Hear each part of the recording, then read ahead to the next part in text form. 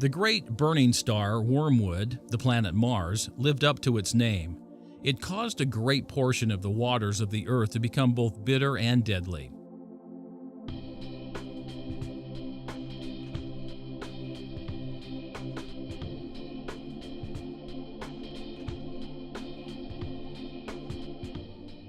The red planet had done this before during the Exodus.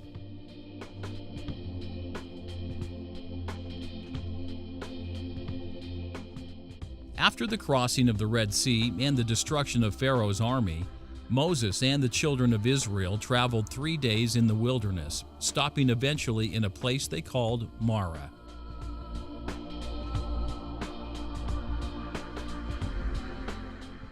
They found no water during their 3-day journey. Marah had water, but it was bitter and undrinkable. The name Marah means bitter in the Hebrew.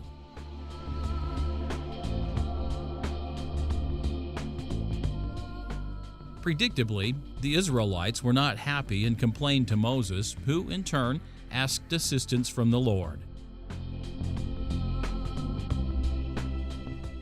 The Lord healed the waters and promised that, if the Israelites obeyed his commandments, they would be spared from the plagues inflicted upon the Egyptians.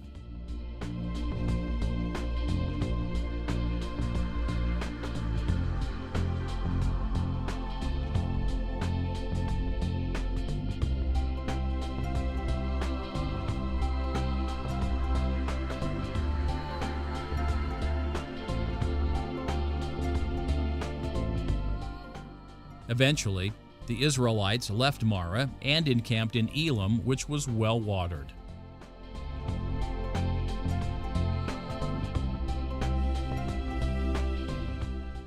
Biblical scholars, as is their custom, seek explanations of the miraculous events of the Exodus in the natural world. This is true of the Lord's healing of the waters of Marah with a tree. Their preferred explanation involves trees known for their ability to sweeten water. There are such trees, but none are to be found along the assumed route of the Israelites or at the proposed site of Marah.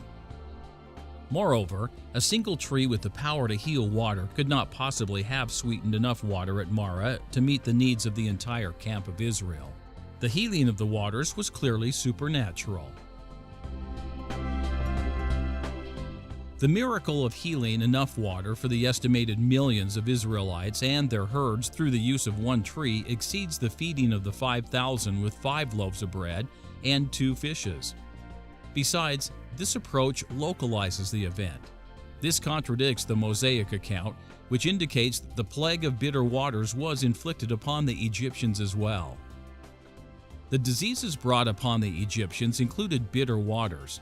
In reality, judging from the future parallel event recorded in Revelation, the bitter waters of the Exodus were a global plague.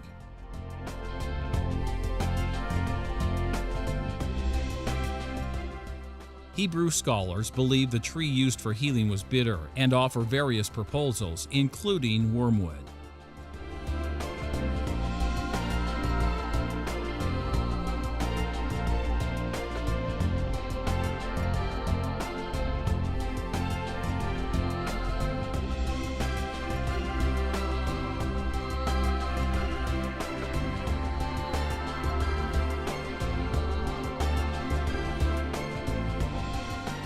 Be that as it may, the identity of the tree used is not as important as what is represented.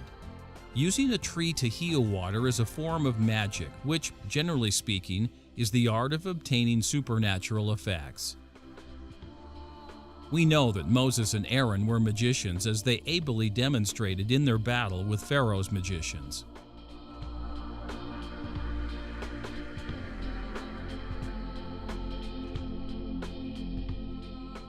In the case of the waters of Marah, Moses used a different magical agent, known as a charm or amulet.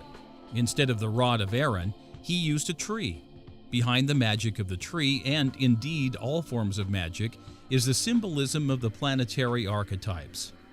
All magic and magical agents have a symbolic connection with the forms of the polar configuration.